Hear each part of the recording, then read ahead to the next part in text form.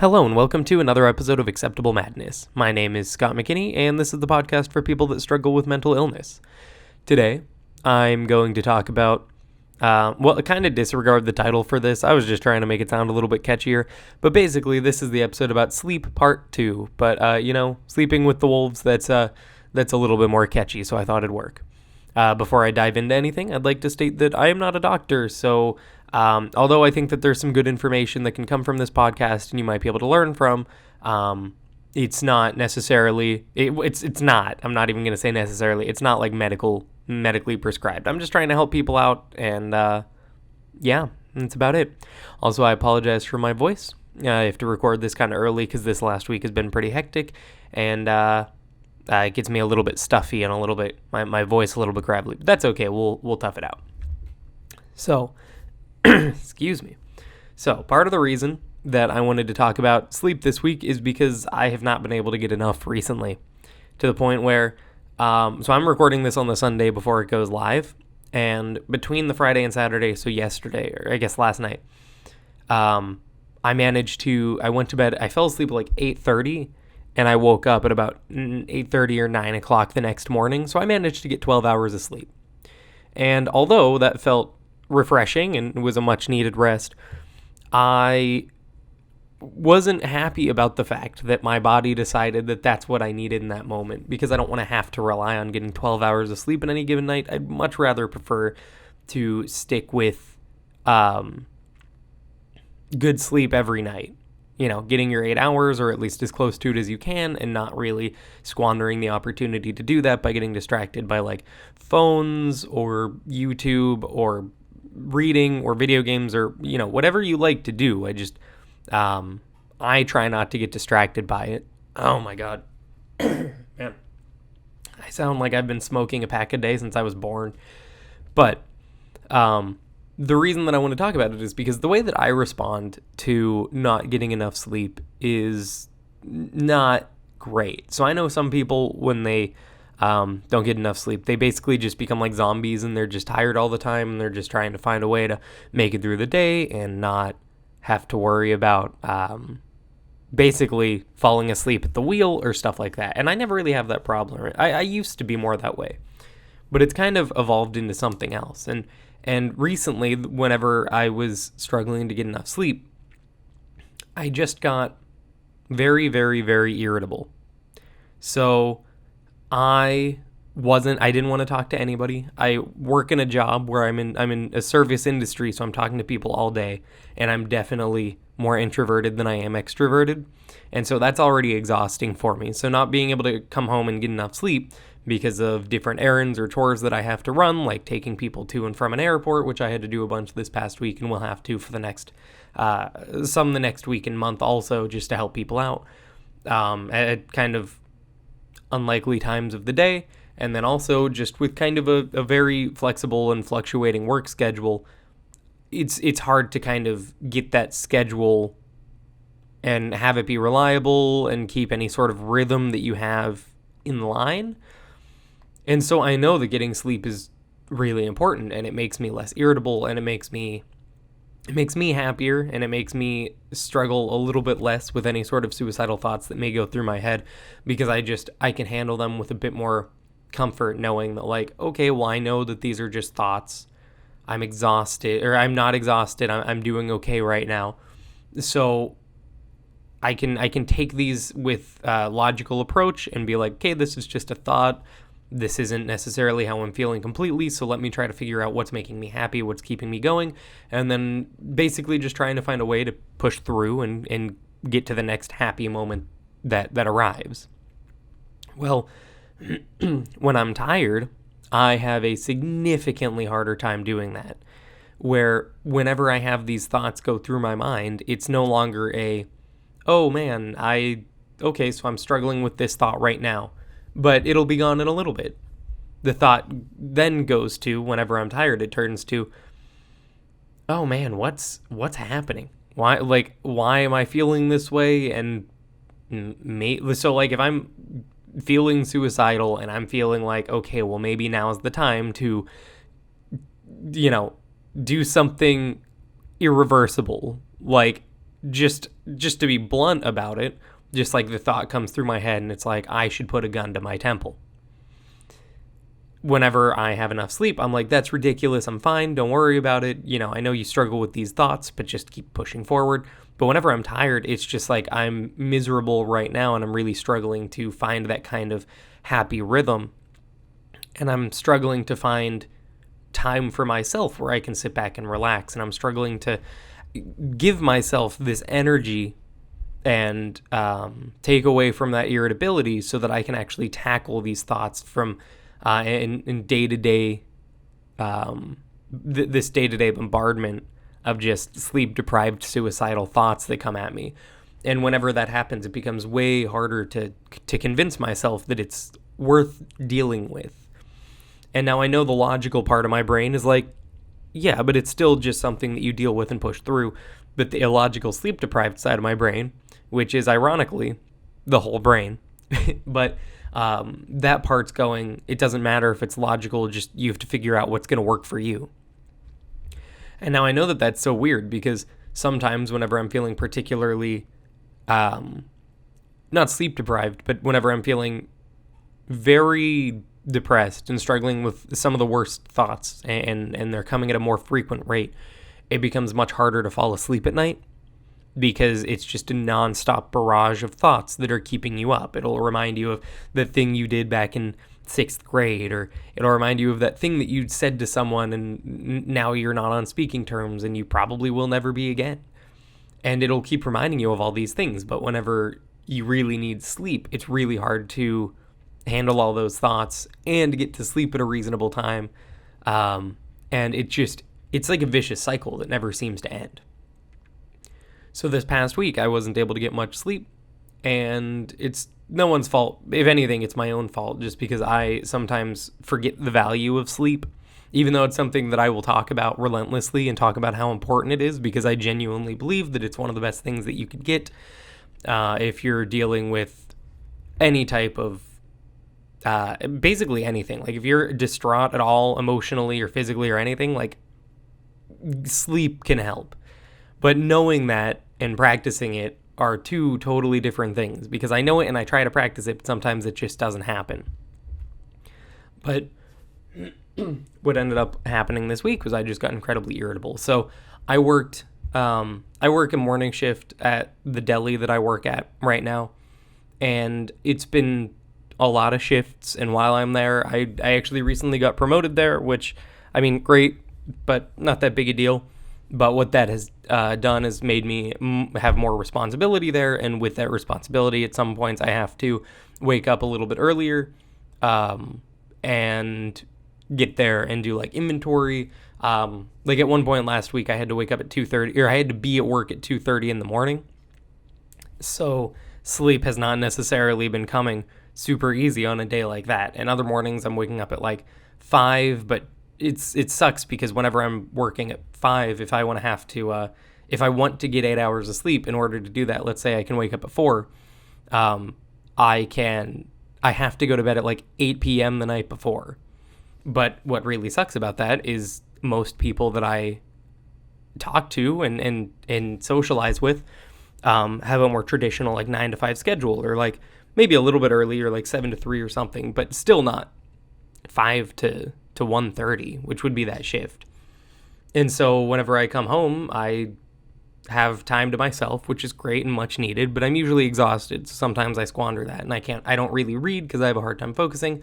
I have a hard time committing to recording this podcast or working on making stuff for social media or making a video or writing. And I have a hard time doing all that. And so I usually try not to take a nap because I don't want to have a harder time sleeping that night, but that's not always successful. And if I do take a nap, then by the time I wake up, I feel like I'm in a completely different dimension because of how groggily I wake up. And when I don't take a nap, the energy level never really comes back. And at any point of the night, if I ever do feel like I get enough energy to do anything, then chances are other people like Alex, or I'm currently living with my brother, maybe he's around. And so if I'm ever like, okay, well now it's time for me to do something on my own, like I want to write or read, they're usually around and want to do something, and sometimes I have a hard time saying no to that because I'm trying to be polite. So basically, having a morning shift isn't the most conducive thing for getting a lot of sleep if you're also trying to maintain hobbies and relationships. And so this past week, because I have not been able to get enough sleep, I really haven't had enough energy to want to sit down and focus on a project for a long time. Like, I've been coming up with countless video ideas, countless story ideas, and I just haven't been able to sit down and work on them, which to me feels absolutely incredibly terrible because I love working on my stuff. And it really starts to wear on me, and that kind of adds to the irritability that I'm already feeling from not getting enough sleep. And it sucks because I don't want to be super irritable, because I know that, like, I mean, so let's say I'm being irritable and I say something that's like a little bit more aggressive to like Alex or my brother or anyone else that I'm talking to, like, they didn't ask for that. It's just me needing more sleep. And the self-awareness to know that you need more sleep is, I think, very important. But also, it's not as important as actually getting that sleep. But this past week has just been one either early morning or late night after the other, or usually both, actually. And I eventually just crashed, going from Friday into Saturday. And waking up, I felt great, but still exhausted because I had slept too much, or maybe it's still not. I know you can't, like, even out your sleep by sleeping more, but it was still not enough, truthfully.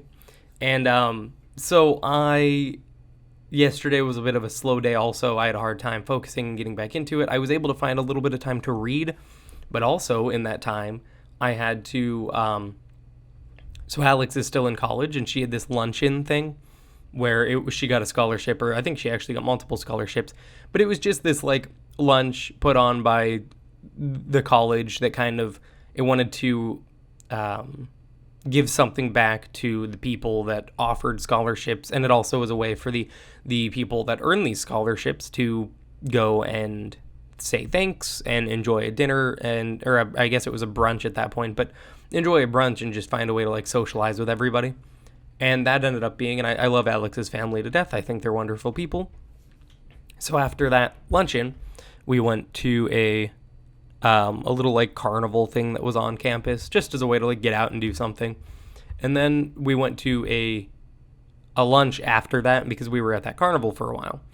Now after that, we went home, and I managed to read for a little while, and it was great, but I only got like 25 minutes or something, which for me, if I'm only getting 25 minutes to read over, like, the course of, I don't know, a week, and I find time to read at work and stuff, but it's not the most relaxing thing because I'm at work, and hopefully I don't get called back for my break, but now that I've gotten the promotion, sometimes that does happen. And, excuse me. And, but it's just been a lot of different things going on. And then after I finished up reading, Alex and myself, we went to go to my sister's place. And then after that, we went there to have we carpooled together to get to a concert that was being held downtown. And it was a pretty cool concert where it was showing Looney Tunes cartoons like Bugs Bunny, Wile E. Coyote, and it was all these different things, but it was, the way that they did it was, instead of having the music played through the actual cartoon, they played the music through, like, the actual orchestra, and it was a really cool time. But it still just ultimately made me enjoy it, but I was still ultimately more exhausted.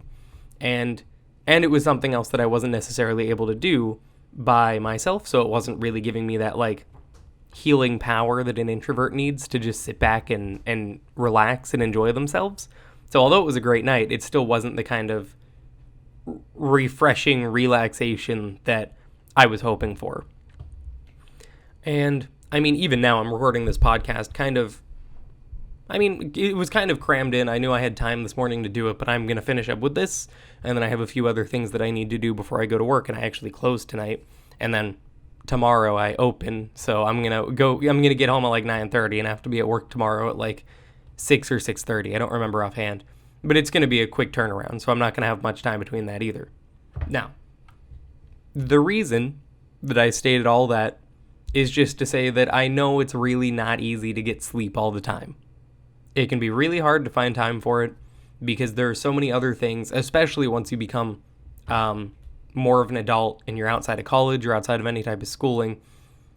Finding time to work with, to work, to sleep, to socialize, and then to also have time for your hobbies is very, very difficult sometimes because you just never know how many things are going to pop up and how many people you're going to need to do stuff with. Like my sister just moved up here, so I went at one point this week. I spent a few hours over there, and we just talked and caught up because it'd been a while since we've been able to do that because she lived down in Bethesda, Maryland for like 2 years. And I'd seen her before, within that time frame, but it was the first time that we were able to just like sit down and have that conversation, and it was great, and I'm happy that we had it. But I finished work that day. I had to go pick up some prescriptions, and then I went to go see her, and then I came home, and then that was like basically the whole night. By the time I got back, I basically was supposed to get into bed so that I could get enough sleep, if I even could, for work the next day. So getting sleep is sometimes incredibly hard, and I can't even imagine, like, this is something I'm terrified for in the future. Whenever I inevitably have kids, I will not have anywhere near enough sleep, and I know I'm just going to be an irritable bitch for, like, however long until they grow up.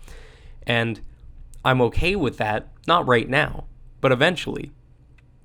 But it's still something that I'm aware of and not necessarily thrilled about. So it's just, getting sleep for me is just one of the most healing things ever because you can just, it's time that's literally just for yourself. If you want, I know people don't always recommend it, but I like to sit down and watch like a YouTube video or two before I fall asleep, unless I'm completely exhausted, and the second I lay down, I do fall asleep.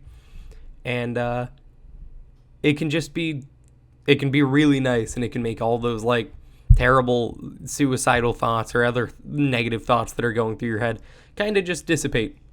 And they don't come back for a little while, at least for me. I mean, I know no solution is going to cure everybody, but for me, it's just, I genuinely feel that sleeping and giving yourself that extra energy to handle all the negative thoughts and negativity in the world around you, if you can actually find that thing that makes you more energized and gives you that extra boost, and that makes you, when you wake up in the morning, you're not as terrified to handle the world and handle these thoughts, but instead you understand that you got enough energy, and that energy is allowing for you to go through your day-to-day, maintain relationships, try to find time for hobbies, and fend off those pesky suicidal thoughts that some of you will deal with, myself included. It just makes the world easier to handle. Because I don't want to have to... It's already hard enough to handle the world with suicidal thoughts, and it's definitely hard to maintain work-life balance along with hobbies, and if you have any ambitions for something outside of work, such as like starting a business or whatever else, it's super hard to figure all that out. So if you can just do one thing to make it easier for yourself, then I would say find it. For me, it's sleeping, but then the other thing that actually helps me, which I won't dive into too much detail, is usually going to the gym. That is just a really good stress and tension reliever for me, where I can go and do some, just do 20 minutes on an elliptical and then lift weights for an hour. I do that. I try to do it about 3 times a week if I can, and although that takes out even more time from my hobbies and socializing and all that, what it allows for me to do is have a little bit more energy to deal with throughout the day, and then it also impacts my sleep because by the time I finish up working out, I'm usually pretty exhausted. And then, so let's say I finish work at 3 o'clock, which is what I normally do, and then I go to the gym and I get home by 5 o'clock afterwards. By the time I'm going to bed at about 9:30 or 9 or whenever I do, I can promise you I lay down and I'm out really quick. And so I know that there's no solution that's going to work for everybody, but for me, it's just a good mix of trying to stay active and physically exhaust myself whenever I'm at the gym or whenever I'm at work. If I'm doing truck, then that usually tends to happen at least a little bit. But along with that, if I can figure out a way to do my hobbies and all that stuff, then I'm able to mentally exhaust myself a little bit more too, because pouring creativity into a project that you're working on or something can definitely be a big tiring factor as well. And so it's weird to think that all of these things are intertwined, because sleep is really important to fend off suicidal thoughts and to fend off all the negativity that you have a hard time dealing with. And it gives you that kind of power and energy to deal with whatever you need to deal with throughout the day, whether it's your boss being an idiot or whether it's you not doing well in a class right now, if you're in college or high school, or whatever else it may be. It just gives you that little bit of extra energy to handle all of it. And then with that, if you can get the sleep, then it'll allow you to have a little bit more focus in the latter half of the day. Assuming that you have to work or something first. And whenever you get back, you can kind of pick what you want to do and what you don't. So, like, I'm an introvert and I like to spend all my time inside, while my brother, who I live with, is an extrovert and likes to spend all of his time out with other people. And there's no wrong way to exist. So it's just different strokes. But for me, if I sleep and I come back and I want to work on all this stuff, then I definitely need to kind of schedule time for it. And it can be incredibly frustrating to schedule time for it but not feel up for it by not getting enough sleep. So it's all a cycle. So to get enough sleep, you need to go to bed early, which is cutting out of hobbies and social life. But you're getting sleep so that the next day, with what you want to do, whether it is hobbies, social life, or like chores or whatever, you'll have more energy to do it. But then by the time you're done with what you're working on, let's say you get back from work and you spend 5 hours working on your hobby or something, and then it's time for bed, but yet you feel like you could do more. It's that decision of, do I go to bed now and kind of get rid of this train of thought or this flow that I have and then be tired the next day, or should I just go to bed now and then work on it tomorrow? And having the self-control to just put it down for a little bit and come back to it the next day with a fresh mind is incredibly difficult. There are times where I'm just reading a book and the book is just, I'm captivated by it. I'm currently reading a book called Monster Hunter International. It has nothing to do with the video game, which is also called Monster Hunter, but it's just a really interesting book where it's this guy who, I was looking for a book about like big ass monsters like Godzilla and stuff, but I didn't want to read Godzilla. And the Barnes & Noble that I was shopping at the moment didn't really have anything good. Like there's a couple other books called Shambling Towards Hiroshima that I won't go into any others, but there are just a lot that seem like they'd be really cool and I want to get to eventually. But in the meantime, this one is basically every like demon and creature that you've heard in like different stories, like werewolves, vampires, Frankenstein, stuff like that. They all exist, and the government has this operation to cover it up. And so the main character kills a werewolf with his bare hands and then gets inducted into a company that's a private contractor for the government to kill all these monsters and get bounty in return. So I'm reading that book, and it's a really fun read. And so putting it down to go to a Looney Tunes concert, which was cool, but putting it down was hard for me. And putting it down whenever I'm at work to get off my break and go back and actually do something back there can be hard. But those are both necessary because they're schedules and plans that have already been set in stone. So they're things that you need to do. Otherwise, you're falling through on some responsibility, and that's not a good look. But whenever it comes to sleep or reading, if I'm really interested in a book or the specific page or chapter, if I want to get to a certain ending point and it's starting to cut into my sleep, there's no real incentive besides thinking to myself that I need sleep to put it down and go to bed. So like all those, if I'm at work and I have to go back to work to continue getting paid, that's one thing that you can't screw up on, and you can't take time out of that because money's. But when sleep is the other thing, it really just, it becomes so easy to look at it and be like, well, I can get 5 hours of sleep tonight and be fine tomorrow. I'll just get more the next day. And then you wake up the nenext day and you're absolutely exhausted. You have a hard time getting through the day. But then the night comes along and you have all these people that have more traditional work schedules. That's their time that they like to do stuff, is around the time that you're supposed to be going to bed. And it's really easy to just get sucked into a vicious cycle of not getting enough sleep because you're choosing socialization or hobbies or something over it. And I know that all of these things are important. Like, trust me, I freak out if I don't get time to do any of it. And but it's so hard to just kind of actually show the importance that sleep is, because so many people just kind of omit that from their schedules. And I don't know if that's just a societal thing, because I live in the United States of America. So I know that a lot of places that are in the same kind of culture as the United States, they value work and not being sick and all that stuff way more than just any given person's well-being most times. Like, I work in a grocer, and they'll have like a half hour, every half an hour they'll have an announcement come up, and this one always bugged me because they're advertising free flu shots that you can get. And so one of the things that they say in this little like pre-recorded announcement overhead is nobody has time to get sick anymore, and no one has time to, and it's really hard to find time to run errands and get this shot. And it's like, yeah, it's just trying to entice people that while they're there shopping to go get the flu shot, while they have a little bit of time when they're thinking about it, which I understand the message that they're trying to give, and I don't think that that's ultimately a bad thing.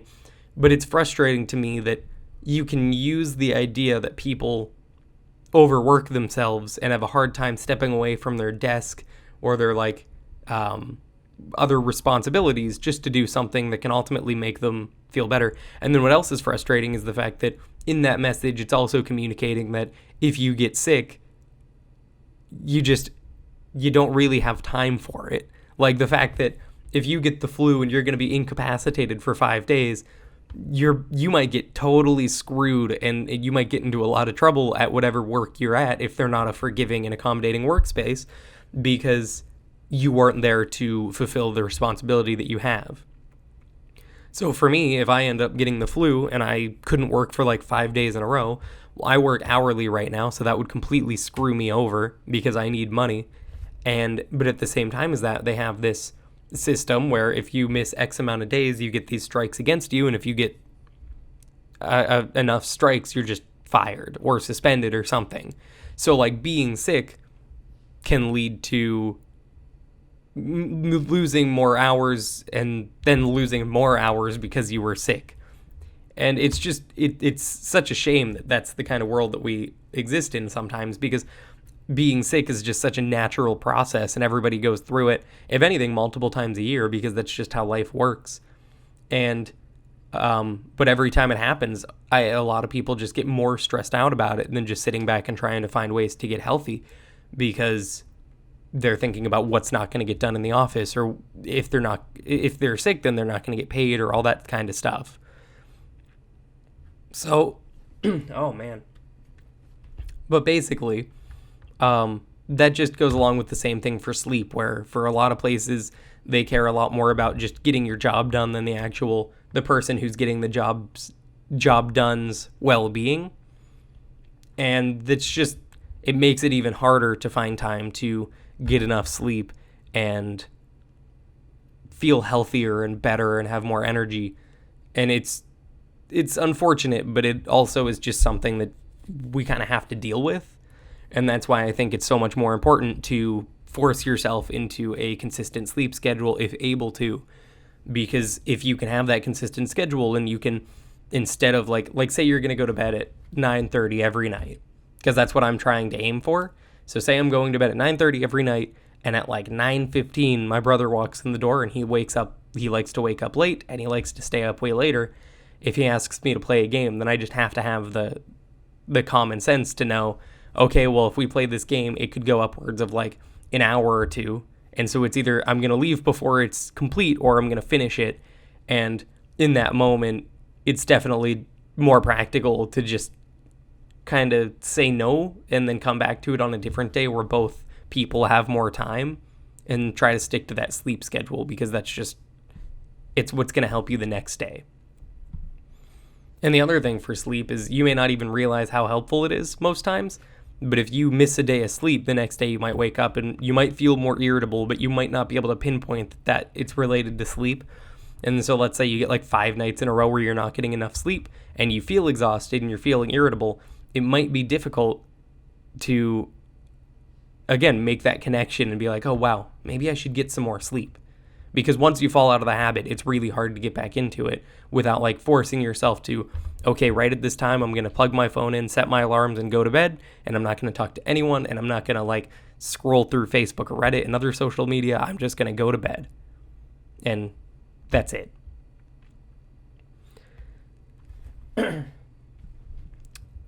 So there's my half an hour talk about sleep. I know I had another episode about it, but it'll always come back to me as one of the most important things to deal with regular everyday life, and then also to kind of ward off those suicidal thoughts, because you need every advantage you can get whenever you're dealing with suicidal thoughts. And sleep to me is the one that's arguably the most rejuvenating, more than like working out and more than talking with people and making sure you socialize, all that stuff. I just think that it's really important to get it. So, but I'm going to wrap this up. I apologize for my voice sounding the way that it does. I don't know what's happening. Maybe I'm coming down with a cold or something. But with that cold, I still probably won't be able to miss work, so, which is unfortunate, but I'm just glad I was able to get this out in time. So thank you for listening. I hope to, in the coming weeks, have another guest where I'm in the talks with someone right now about trying to find time to record the next podcast or one of the next podcasts with a guest. And so I'm excited about that. And hopefully my voice is better by then. So thank you again for listening. Have a wonderful time. And I hope you guys get enough sleep tonight. Bye.